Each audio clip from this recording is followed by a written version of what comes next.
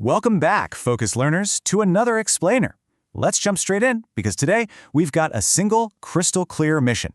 We are completely demystifying question 11 from the November 2023 Paper 3 Higher Tier Math exam. We're going to break down the exact, step-by-step mathematical pathways you can take to achieve full marks, and we'll be doing it using the precise wording right out of the examiner's mark scheme. Let's get started. So here is the problem exactly as it appears on the paper. It says, the floor plan of a house is drawn using a scale of 1 to 50. On the plan, a room in the house has a floor area of 48 centimeters squared.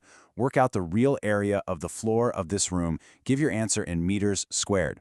Now, right off the bat, the core mathematical trap here is staring us in the face. You're being tasked with converting a linear scale of 1 to 50 into an area calculation, while simultaneously managing a unit switch from centimeters squared all the way over to meters squared. It's a classic double-layered hurdle. Okay, let's dive into this. Section 1, earning the first mark. If we look directly at the examiner's blueprints, the exact wording is critical here. It literally says P1 for process of working with area scale factor. The P stands for process. To get this first mark, you have to explicitly show a mathematical process dealing with the area scale factor.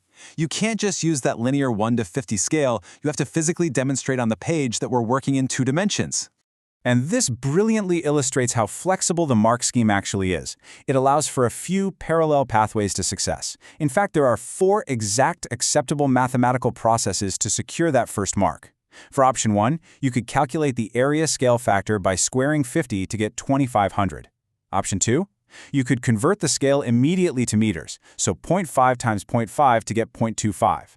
Or maybe you jump straight into scaling the area in centimeters for option 3, multiplying 48 by 50 and then by 50 again, which gives you 120,000. Finally, option 4 lets you address the unit conversion first by noting that 1 square meter equals 10,000 square centimeters, so you write down something like 48 divided by 10,000. Honestly, any of these exact calculations gets you safely on the board with that first P1 tick. Moving right along. Section 2, the complete process. All right, our next target is the second P1 mark, which demands a, quote, complete process. So what does that actually mean for us? Well, it means taking your initial scale calculation from that first step we just talked about and fully applying it to the room's given area to find the real-world size. All the while, you've got to make sure you're actively working towards those correct final units. Let's move to and see how this builds mathematically. Depending on your very first move, your complete process is going to look a little different. Here are 2 exact examples straight from the mark scheme. Let's say you took option 3 earlier and found 120,000 square centimeters. Your complete process here in step 1 is to take that 120,000 and divide it by 100 times 100, which is 10,000, to correctly convert it to square meters. Step 2 shows an alternative pathway.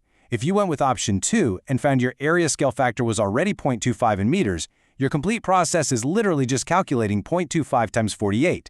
You see how the logic just flows perfectly and inevitably from whatever initial pathway you chose? We're almost there. Section 3, earning the final mark. So the crucial point is that this third and final mark is an A1 accuracy mark, but take a really close look at that abbreviation right next to it, CAO. That strictly means correct answer only. There is absolutely 0 partial credit available here for fumbling the final numbers. Your arithmetic has to be flawlessly executed after setting up those beautiful mathematical processes. And the answer is 12. Boom! That is your definitive finish right there. Just a satisfying, incredibly clean integer. It perfectly proves that following those correct process pathways and really carefully managing your area scale alongside your unit conversions leads precisely to this bold final number, 12 square meters. I want to leave you with a quick thought to ponder. Next time you see a floor plan on a test, will you remember the area scale factor trap? My challenge to you today is to always mentally separate linear scale from area scale the very second you see them pop up in an exam question. If you keep this highly structured approach in mind, I am absolutely confident you have the exact blueprint needed to secure all 3 marks next time. Keep learning, keep focusing on those structures, and I'll catch you in the next explainer.